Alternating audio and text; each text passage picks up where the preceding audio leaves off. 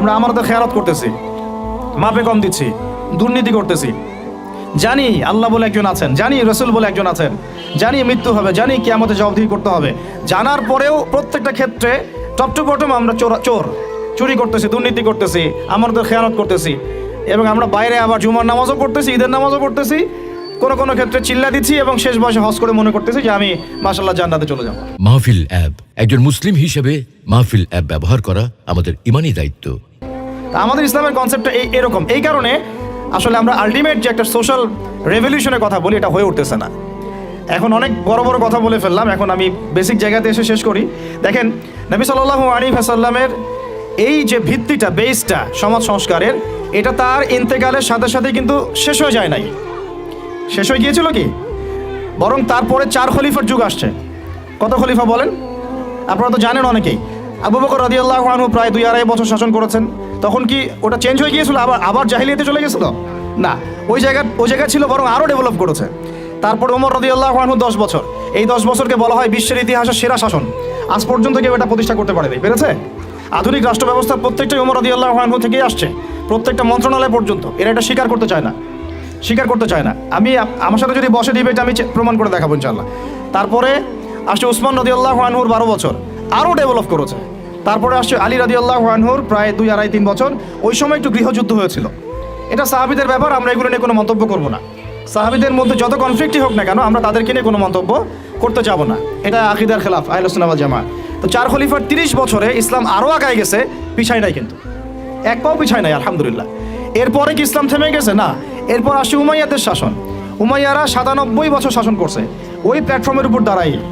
তারপরে শাসন করছে আব্বাসীয়রা প্রায় 550 বছর ওই প্ল্যাটফর্মের উপর দাঁড়াই। বরং আব্বাসীয়দের সময় আপনারা জানেন, ওই যে খলিফা আল মামুনের নাম শুনেছেন না? খলিফা আল মামুন। তো তখন দেখা যায় যে বাইতুল হিকমা, আমরা যেটাকে বলি দ্য নলেজ অফ উইজডম, বাগদাদে প্রতিষ্ঠা করা হয়েছিল। পৃথিবীর ইতিহাসে এইরকম সমৃদ্ধ বিশ্ববিদ্যালয় লাইব্রেরি কখনো হয় নাই, যেটা 1258 সালে এই তাতার মঙ্গলরা এসে ধ্বংস করেছিল। ওখানে প্রায় 6 লক্ষ কিতাব ছিল। ওই 6 লক্ষ কিতাবকে তারা পুড়িয়েছে, এই ইউফ্রেটিস নদীতে ফেলে দিয়েছে। ওই কিতাবগুলো এখনও পাওয়া যায় নাই। না জানি এই কিতাবে কী জ্ঞান ছিল আমরা জানিও না, কিন্তু এগুলো এখনো আনা হয়নি, পাওয়া যায়নি। আর ওরা আমাদের সভ্যতা ধ্বংস করে দিয়েছিল। এই যে মঙ্গলরা, তাতারিরা, হালাকু খায়, চেঙ্গিস খানের বংশধর যারা, তো এগুলো হয়েছে হিস্ট্রিতে। ওই জ্ঞানতাত্ত্বিক রেভলিউশনের উপর দাঁড়াই, ইকরা বিসমি রাব্বিকাল্লাযী খালাক, ওর উপর দাঁড়াই এই যে আমাদের খলিফারা শাসন করেছেন এভাবে। তারপরে আসছে মামলুকরা।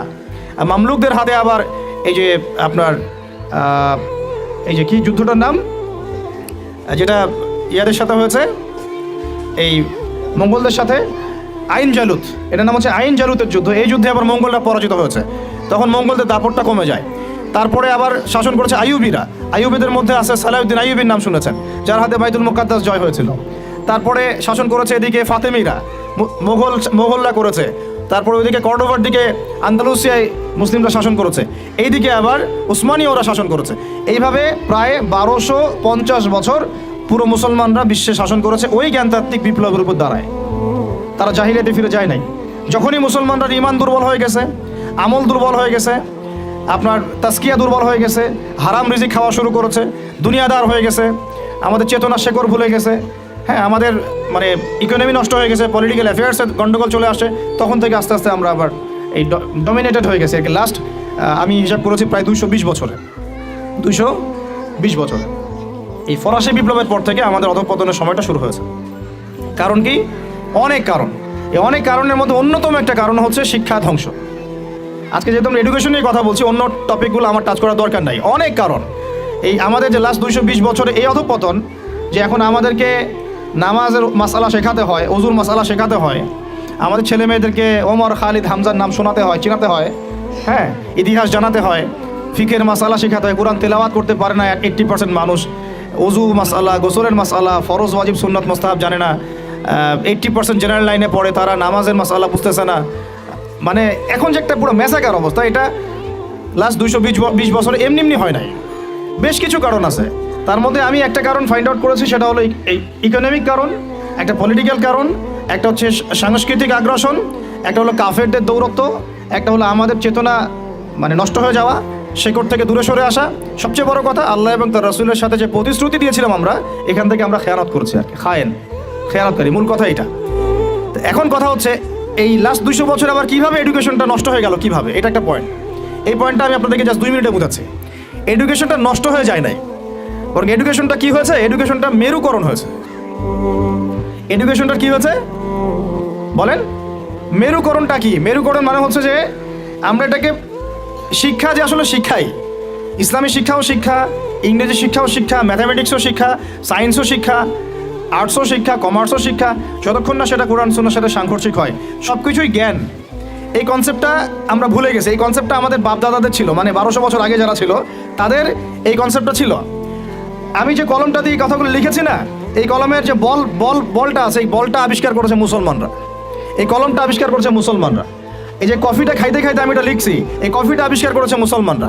এই কাগজ, এই যে আপনার দফতর, চেয়ার, এই টেবিল, মানে আপনি যেগুলো দেখতেছেন সামনে, যা সামনে দেখতেছেন আপনি, সবই মুসলমানদের। ক্যামেরা, আলোর প্রতিবিম্ব, প্রতিচ্ছবি, রক্ত সংবহন তন্ত্র, আপনার কেমিস্ট্রি, আপনার জ্যোতির্বিদ্যা, আপনার কি বলবো ফিলোসফি, এটা নিয়ে আরেকটা লেকচার দেওয়া যাবে ইনশাল্লাহ, আরেকদিন দিব এটা দিয়ে। আপনার বল পেন থেকে শুরু করে রাষ্ট্র ব্যবস্থার সংবিধান পর্যন্ত এভরিথিং মুসলমানরা করে দিয়েছিল, এভরিথিং, একটা সেক্টরও বাদ নাই, একটা সেক্টরও বাদ নাই। এটা গড়েছিল কারা? ওই যে 1200 বছর আগে চার খলিফার যুগে, উমাইয়াদের যুগে, আব্বাসীয়দের যুগে তারা এগুলো গড়ে দিয়েছিল। পরে যখন অধঃপতনের সময় শুরু হয়েছে আমাদের লাস্ট 220 বছর 300 বছরে, তখন পশ্চিমারা এগুলো আমাদের থেকে ধার করেছে, ধার করে নিয়ে ওর উপর দ্বারাই ওদের সভ্যতা নির্মাণ করেছে। এটার উপর বাহাস হতে পারে, ডিবেট হতে পারে, ওদেরকে বসতে বলেন, আমি বসতে রাজি আছি। এটার উপর বাহাস হতে পারে যে আমি বলছি যে কলমের বল থেকে শুরু করে আপনার কফি যেটা খাচ্ছেন আপনি, যে ল্যাপটপে আপনি অ্যালগোরিদম করে করে যে আমাদের ইসলামের বিরুদ্ধে বইপত্র লিখতেছেন, ওই অ্যালগোরিদম পর্যন্ত মুসলমানদের আবিষ্কার করা। এটা আমাদের এই জেনারেশনের 90%ই জানে না, হীনমন্যতায় ভোগে। অথচ চার খলিফার যুগে, আব্বাসীয়দের যুগে, উমাইয়াদের যুগে এগুলো আমরা আবিষ্কার করে বিশ্বকে দিয়েছি। এই যে মিসাইল ছুটতেছে ওরা, এই যে মিসাইল ছুটতেছে, পৃথিবীর সর্বপ্রথম মিসাইল আবিষ্কার করেছিলেন সাঈদ ইবনে আবি ওয়াক্কাস রাদিয়াল্লাহু আনহু। তার যখন তিনি বিজয় করতে গিয়েছেন আপনার রোমান সাম্রাজ্যে, তার বাহিনীতে খালিদ বিন ওয়ালিদ ছিলেন। ওই সময় ওটাকে বলা হতো মিনজানিক, ওটাকে মিসাইল বলা হতো না, বলা হতো মিনজানিক। এম শব্দটা রেখে দিয়েছে ওরা, মিনজানিক আরবি শব্দ, ওরা এখান থেকে মিসাইল শব্দ আনছে, কিন্তু কাজটা একই। ওইটা দিয়ে রোমানদের ওই দেওয়াল দুর্গ ভেঙে দেওয়া হয়েছিল দূর থেকে। আমি জাস্ট বলতে চাচ্ছি, চার খলিফার যুগে, আব্বাসীয়দের যুগে, উমাইয়াদের যুগে বিশ্বে মুসলমানরা যে প্রত্যেকটা ডিপার্টমেন্ট করে দিয়েছে, ওর উপর দাঁড়ায় আজকের এই পশ্চিমারা দাঁড়ায় আছে, এই বিশ্ব দাঁড়ায় আছে। এখন শিক্ষার মেরুকরণটা কি হলো তাহলে? লাস্ট 220 বছরে শিক্ষাটাকে ভাগ করে ফেলা হলো যে তোমরা যারা দাড়ি টুপিওয়ালা মানুষ, তোমরা যারা ইবাদত বন্দেগী করতে চাও, তোমরা পড়বা কোরআন এবং হাদিস, তোমরা পড়বা উসুল, ফিকহ ইত্যাদি ইত্যাদি। আর যারা তোমরা ডাক্তার হতে চাও, ইঞ্জিনিয়ার হতে চাও, ব্যারিস্টার হতে চাও, তারপরে পলিটিশিয়ান হতে চাও ইত্যাদি ইত্যাদি, তোমরা পড়বা ইংরেজি, বাংলা, সায়েন্স, ম্যাথামেটিক্স, হ্যাঁ, আর্টস, কমার্স, ম্যাজিস্ট্রি, মেডিকেল সায়েন্স ইত্যাদি তোমরা পড়বা। এই যে মেরুকরণ, এই মেরুকরণটাই হারাম হয়েছে প্রথমে। এটাই একটা বাজে জিনিস হয়েছে শিক্ষার মধ্যে। কখনো মেরুকরণ ছিল না, বরং ওমর রাদিয়াল্লাহু আনহুকে আপনি দেখেন, ওমর রাদিয়াল্লাহু আনহু একজন ফকিহ, একজন হাফেজ, একজন আলেম, একজন বিজ্ঞ খলিফা, পাশাপাশি একজন রাষ্ট্রপ্রধান। এবার আমাদের এগুলো বললে তো ওনারা রাগ করে। আমি তো খোলামেলা ওনাদের সাথে কথা বলি এখন, যে আপনাদের মধ্যে একজন ব্যক্তিকে জুমার খুতবা দিতে পাঠান দেখি, মেম্বরে 360 জন এমপি একজনকে পাঠান যে জুমার খুতবা দিতে পারেন।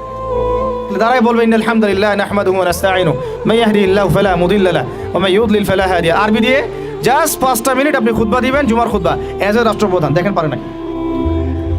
1200 বছর যিনি খলিফা তিনি খুতবা দিয়েছেন, তিনি ছিলেন ফকিহ, তিনি ছিলেন আলেম, তিনি ছিলেন বিজ্ঞ পণ্ডিত, তিনি হাফেজ।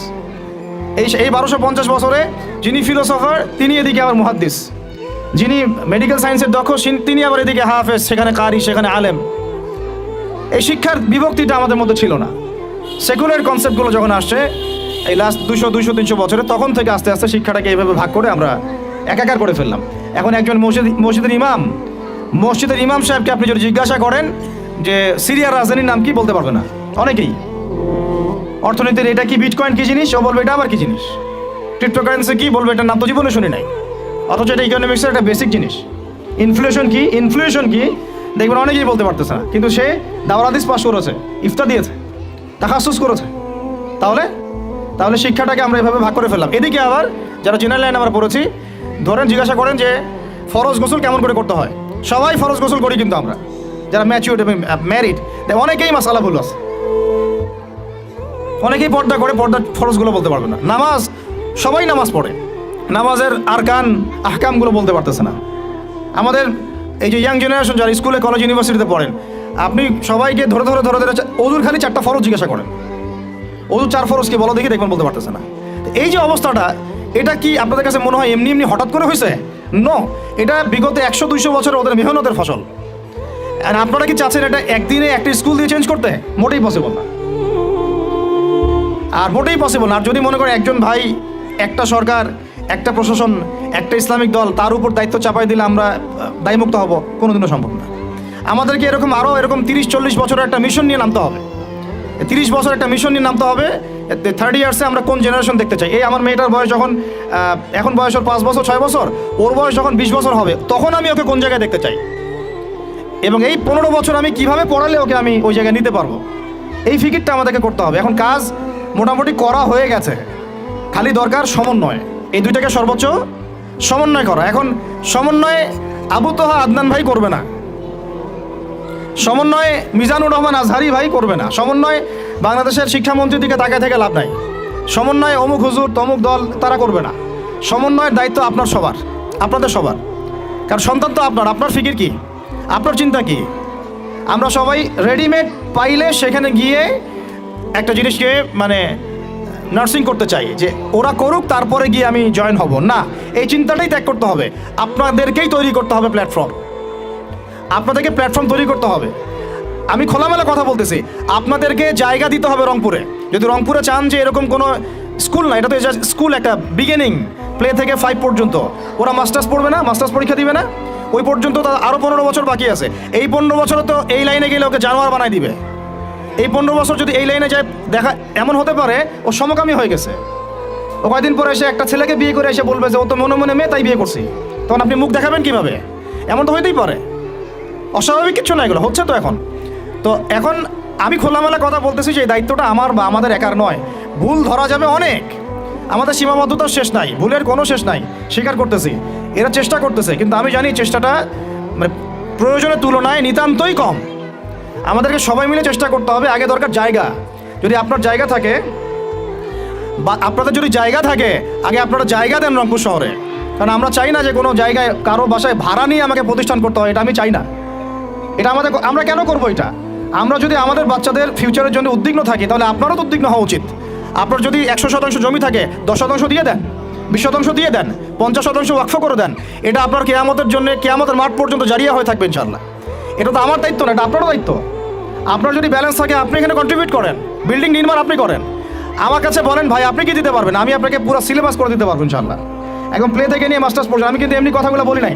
আমাকে যদি গভর্নমেন্ট এখনও ডাকে কল করে উপরের লেভেল থেকে, আমি বলছি 5 বছর সময় নেব, খালি জাস্ট 5 বছর সময় নিব ইনশাআল্লাহ। আমাকে 100 জনের প্যানেল দিয়ে দেন, পুরো শিক্ষা সিস্টেম চেঞ্জ করে দেওয়া যাবে ইনশাআল্লাহ। আল্লাহ পাক আমাদেরকে বুদ্ধি প্রতিবন্ধী হিসেবে তৈরি করেন নাই।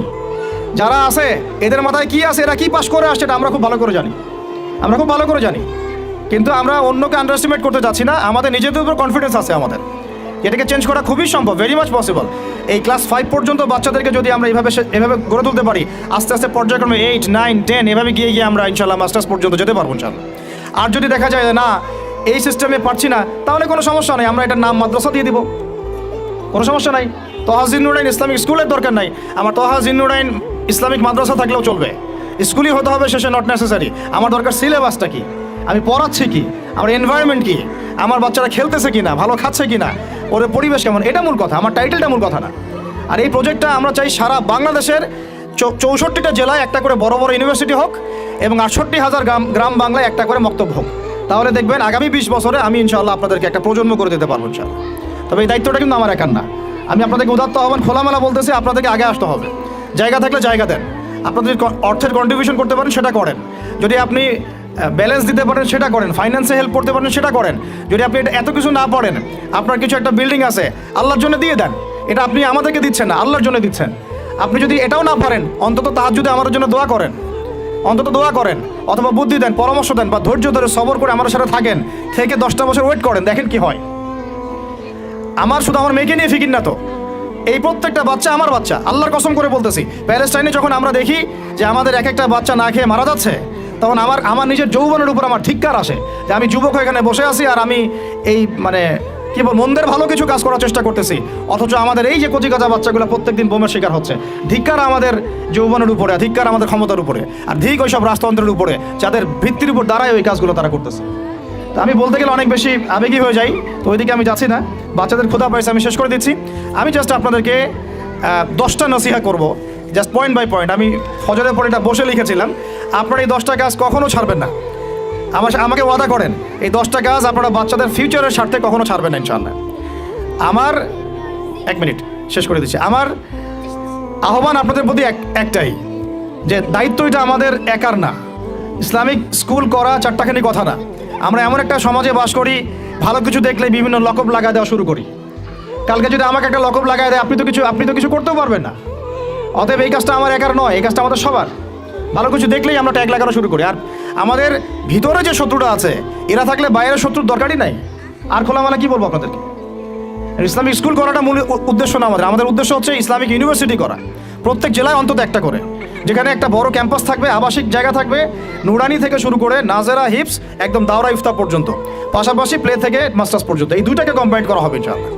এটার জন্য আপনাদের পক্ষ থেকে আমাদের দরকার সহযোগিতা। আমি এভাবে কিন্তু কখনো সহযোগিতা কখনো অনলাইনেও চাই না, অফলাইনে বলিনি কখনো। যতটুকু পারছি আমরা নিজেদের মতো করে করছি, বাট এটা আমার একার পক্ষে আর পসিবল না, আমাদের পক্ষে মোটেই পসিবল না। আমাদের বড় জায়গা দরকার, মাঠ দরকার, এরা খেলবে, আবাসিক জায়গা দরকার। তারপরে এদের ধরেন যে ভালো ভালো টিচার আনবো, আমাকে ভালো স্যালারি দেওয়া লাগবে। আমি যদি ট্রেনার আনতে চাই, আমাকে আরও ভালো স্যালারি দিতে হবে। আমার দরকার উন্নত পরিবেশ, হাইলি রেকমেন্ডেড একটা ক্যাম্পাস।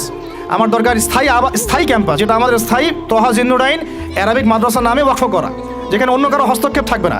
যে আমাদেরকে বাড়ির মালিক বললেই 2 দিন পর বলতে পারবে না যে কালকে ছেড়ে দেন বাড়ি, পরশু দিন ছেড়ে দেন বাড়ি। মানে মগের মূল্য একটা প্রতিষ্ঠান মুহূর্তের মধ্যে তো ছেড়ে দেওয়া যায় না। একটা স্বপ্ন নিয়ে আমরা দাঁড়াইছি এখানে। তো এগুলো যারা বুঝে না তাদের সাথে তো আমাদের কথা বলে লাভ নয়। যারা বুঝেন তাদের প্রতি আমার উদাত্ত আহ্বান, আপনারা আপনাদের জায়গা থেকে আগায় আসেন ইনশাআল্লাহ। এটা আমাদের জন্য না, আপনি আপনার সন্তানের জন্য, এই সমাজের জন্য, এই জাতিকে ভালো কিছু দেওয়ার জন্য একটা প্রজন্ম বিনির্মাণের স্বার্থে আপনারা আমাদের সাথে থাকবেন ইনশাআল্লাহ। এটা আমরা আশা করি আপনাদের কাছে। তো আমার 10টা নসিহত হচ্ছে, 1, যে আমাদের বাচ্চাদেরকে ওদের লক্ষ্যটাকে স্থির করাবেন। ওদের জীবনের লক্ষ্যটাকে 1 নাম্বার, ওদের জীবনের লক্ষ্য হবে জান্নাত। এবং আমাদের বরেণ্য যে মানে সিংহ পুরুষরা আছেন উম্মার, ওদেরকে চিনাই দিবেন, ওদের মতো ওদেরকে হতে বলবেন।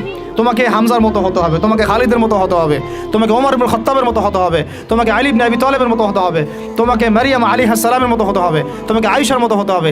এই চেতনাগুলো ছোটবেলা থেকে ওর মধ্যে ইনস্টল করেন।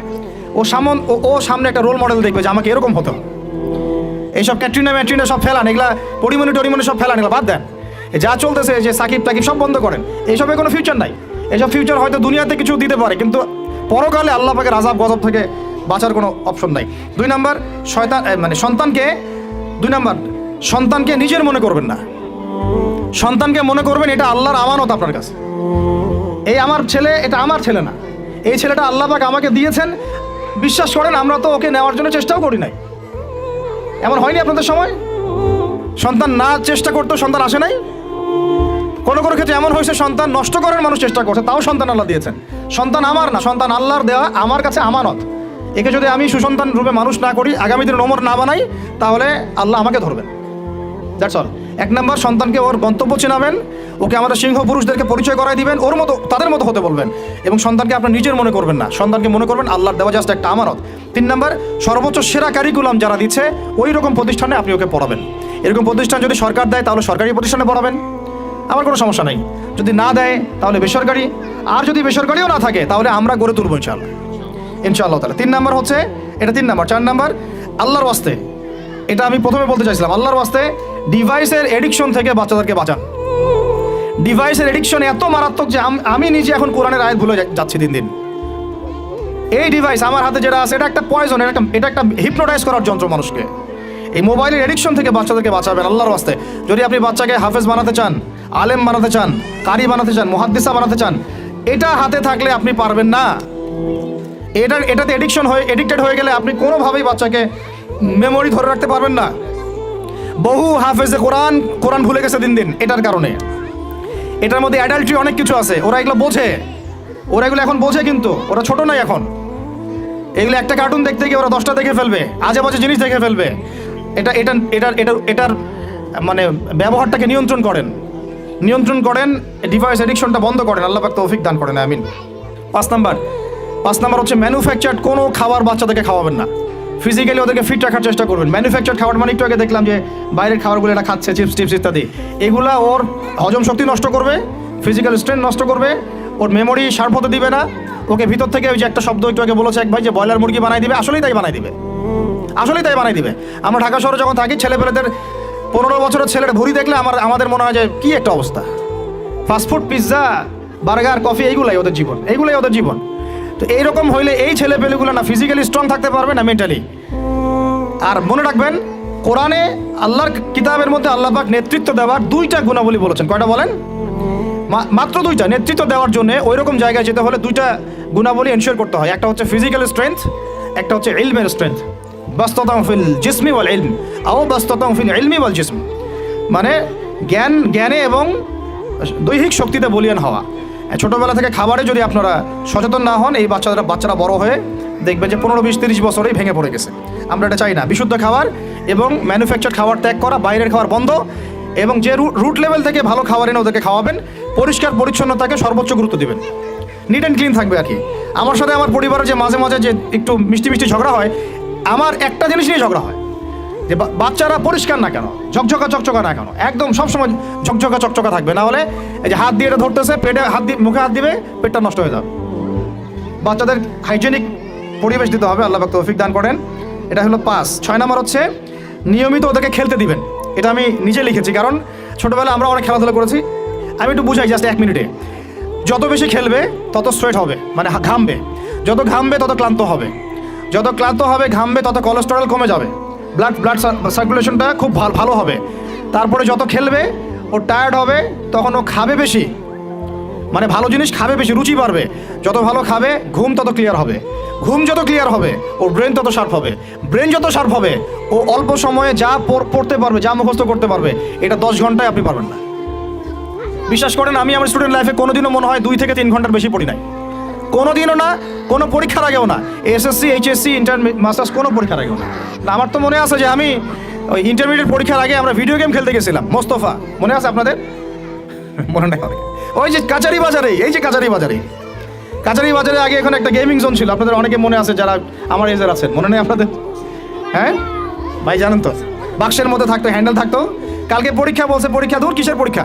আমার ইংরেজি আগে পড়া আছে, আমার পড়া লাগবে না, এত কনফিডেন্স, বিকজ 1 ঘন্টা পড়ছি আমার হয়ে গেছে। তো এই হলো অবস্থা, মানে বাচ্চাকে খেলতে দিতে হবে, খেলতে দিলে ওর ব্রেন ডেভেলপমেন্টে অনেক কাজে দিবে, ক্ষুধা বাড়বে, ঘুম ভালো হবে, ইনশাআল্লাহ তাআলা ওরা পড়া দ্রুত মনে রাখতে পারবে ইনশাআল্লাহ তাআলা। 7 নাম্বার হচ্ছে ভাই, এটা আমাদের ভাই বোনদের জন্য, যে পারিবারিক বন্ধনটা ভালো রাখেন। যে পরিবারে হাজব্যান্ড ওয়াইফের বন্ধন ভালো না, ওই পরিবারে ভালো সন্তান গড়ে উঠবে না। ওরা অনেক কিন্তু দেখবেন যে মানে মেন্টালি অনেক ডিপ্রেসড হয়ে যাবে। পারিবারিক বন্ডিংটা খুব ইম্পর্টেন্ট। এই জন্য আমরা দোয়া করি আল্লাহ পাক যেন সবার মধ্যে পারিবারিক বন্ডিংটা ভালো রাখেন এবং পারিবারিক কলহ থেকে আল্লাহ পাক আপনাদেরকে হেফাজত করেন, আমিন। আর অ্যাটলিস্ট বাচ্চাদের সামনে এগুলো করবেন না। যদি ঝগড়া হয় বা কথা কাটাকাটি হয়, অ্যাটলিস্ট বাচ্চাদের সামনে করবেন না। এগুলো বাচ্চাদের শিশু মনে অনেক প্রভাব ফেলে। আপনার উমর রাদিয়াল্লাহু আনহুর ঘটনা জানেন তো? উনি এত কঠোর কেন জানেন? আপনারা যে বলেন উনি কঠোর মানুষ ছিলেন, কেন জানেন? উনার বাবা তাকে ছোটোবেলায় কঠিন শাসন করতেন, কঠিন শাসন। ঠিক আমি এরকম একটা পরিবেশে বড় হয়েছি। যারা খুব কঠিন শাসনে বড় হয় তারা হয় 2 রকম হবে। হয় তারা নষ্ট হয়ে যাবে, অথবা তারা উম্মাকে নেতৃত্ব দিবে। 2টার একটা। হয় তারা খুব মানে মেন্টালি খুব ডিপ্রেসড হয়ে যাবে, অথবা দেখা যাবে যে তারা কঠোরতার কারণে ওরা দেখবেন ইনশাআল্লাহ ইসলামকে নেতৃত্ব দিচ্ছে বা আল্লাহর বিধানের উপর কঠোর হয়ে গেছে। তো আপনারা পরিবারের মধ্যে একটা হৃদ্যতার বন্ধন রাখবেন, যাতে করে পারিবারিক বন্ধন ঠিক থাকে। বাচ্চাদের সামনে অ্যাটলিস্ট কোনো রকম কোলাহল বা ঝগড়াঝাটি বা গায়ে হাত তোলা বা যে সমস্যাগুলো আমাদের সমাজে হচ্ছে, এগুলো যেন কখনো না হয়। আল্লাহ পাক যেন আপনাদের পরিবারের বন্ধনটাকে সুন্দর রাখেন, আমিন। আর 8 নাম্বারটা হচ্ছে বাবাদেরকে বলছি আমি, যে বাবাদের উচিত হবে মাদের দায়িত্ব না শুধু সন্তানদেরকে সময় দেয়া, বাবাদেরকে সন্তানদেরকে সময় দিতে হবে। Because brother, you are not a money making machine at all. আপনি মানি মেকিং কোনো মেশিন না। আপনার কাজ শুধু টাকা আর্ন করা না তো, আপনার আমার কাজ হচ্ছে বাচ্চাকে সময় দেয়া। কোরআন আপনি খোলেন, কোরআনের মধ্যে আপনি মা এবং ছেলের কোনো কনভারসেশন পাবেন না। আমার জ্ঞান ক্ষুদ্র, যদি থাকে আমাকে জানায়েন, যে কোনো জায়গায় যদি থাকে, কোনো জায়গায় যদি পান মা এবং ছেলের কনভারসেশন আমাকে জানায়েন।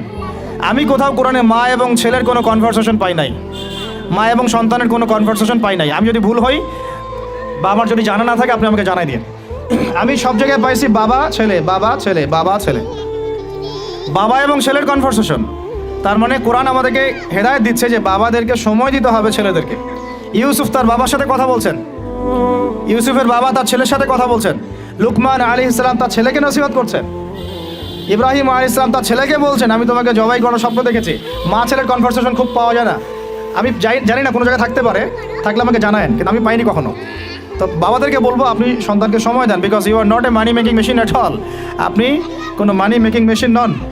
এটা হলো 8 দুটো বলে শেষ করতেছি। 9 নম্বর হচ্ছে সন্তানকে চাপ দিবেন না, চাপ দিয়ে ওকে জোর করে কোনো কাঠামো দেওয়ার চেষ্টা করবেন না, বরং আপনি খুঁজে বের করেন আপনার সন্তানের মধ্যে ইউনিক প্রতিভা কি আছে। এই মেয়েটার মধ্যে হয়তো একটা প্রতিভা আছে যেটা আমার মেয়ের মধ্যে নাই, এর মধ্যে একটা প্রতিভা আছে ইউনিক যেটা ওর মধ্যে নাই, ওই ছেলেটার মধ্যে একটা প্রতিভা আছে যেটা আবার এই মেয়ের মধ্যে নাই। আপনি কখনো কারোর সাথে কারো তুলনা করবেন না। তুমি মারিয়ামের মতো ফার্স্ট হতে পারো নাই কেন, তুমি ওই সুমাইয়ার মতো সেকেন্ড কেন হলো না, তুমি ওই আব্দুল্লাহর মতো কেন ফার্স্ট হলো না, কখনো এরকম তুলনা করবেন না। এগুলো করলে ছেলেরা ভিতর থেকে, মেয়েরা ভিতর থেকে খুব ডিপ্রেসড হয়ে যায়, আত্মবিশ্বাস হারায় ফেলে, ওরা মানে মনে করে হয়তো আমার দ্বারা কিছু হবে না। বরং আপনি আর উৎসাহিত করবেন, কোনো সমস্যা নেই বাবা, কোনো সমস্যা নেই আম্মু, এবার বড় নেই পরে এবার হবে ইনশাআল্লাহ। বরং তাদেরকে সময় দিবেন এবং খুঁজে বের করবেন যে কোন প্রতিভা আপনার মেয়ের মধ্যে, আপনার ছেলের মধ্যে আছে। কেউ দেখবেন খুব ভালো লিখতে পারে, কেউ ভালো আবৃত্তি করতে পারে, কেউ ভালো নেতৃত্ব দিতে পারে, কেউ ভালো দেখবেন যে মাশাআল্লাহ মুখস্থ করতে পারে। প্রতিভা বিচক্ষণতার সাথে ফাইন্ড আউট করতে হবে। এটা আমার কাজ বাবা হিসেবে, আপনার কাজ মা হিসেবে। আল্লাহ পাক আমাদেরকে এটা করার তৌফিক দান করেন। আমি জোর করে চাপায় দেওয়া যাবে না। আর একটা নসিহত শেষ, সেটা হলো আমরা তো 5 ওয়াক্ত নামাজ পড়বই, বাচ্চাদেরকে তো ইসলামিক পরিবেশ দিবই। আমাদের তাহাজ্জুদের ওয়াক্তে 2 রাকাত নামাজ পড়াটাকে আপনার উপর ফরজ করে নেন।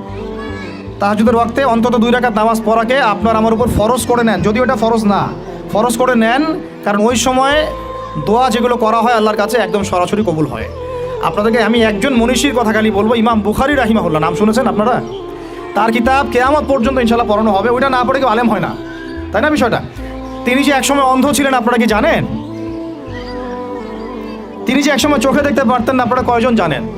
তার মা তাহাজ্জুদের ওয়াক্তে আল্লাহর কাছে কান্না করতে করতে করতে করতে আল্লাহ আমার ছেলের চোখটা ভালো করে দাও, আল্লাহ আমার ছেলের দৃষ্টিশক্তি ফিরায় দাও, আল্লাহ আমার ছেলের দৃষ্টিশক্তি ফিরায় দাও। মায়ের এই দোয়া আল্লাহ পাকের আরশ পর্যন্ত পৌঁছে যায় অলৌকিকভাবে, মিরাকুলাসলি।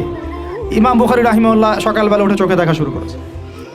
আজকে ইমাম বুখারী কি এবং তার কিতাবের মূল্য কি, তার মর্যাদা কোথায়, তার কিতাব না পড়লে আমাদের মধ্যে কোনো মানুষ আলেম হতে পারবে না, এটা আমরা এখন স্বতঃস্বীকৃত। কিভাবে হয়েছে ভাই বোনেরা? দোয়ার মাধ্যমে। প্রচুর দোয়া করতে হবে সন্তানদের জন্য। আমি যতবার বাইতুল্লাহ জিয়ারত করি, যতবারই জিয়ারত করেছি, তাওয়াফ করেছি, প্রত্যেক তাওয়াফে আমি সবসময় দোয়া করি আমার ছেলে মেয়েদের জন্য। আল্লাহ আমার ছেলে ওসমানকে ওসমান রাদিয়াল্লাহু আনহুর মতো বানাও, শর্টকাট দোয়ার কি। আমার ছেলে মেয়ে মারিয়ামকে মারিয়াম আলাইহিস সালামের মতো বানায় দাও। আল্লাহ আমার মেয়ে আয়েশাকে আয়েশা রাদিয়াল্লাহু আনহার মতো বানায় দাও।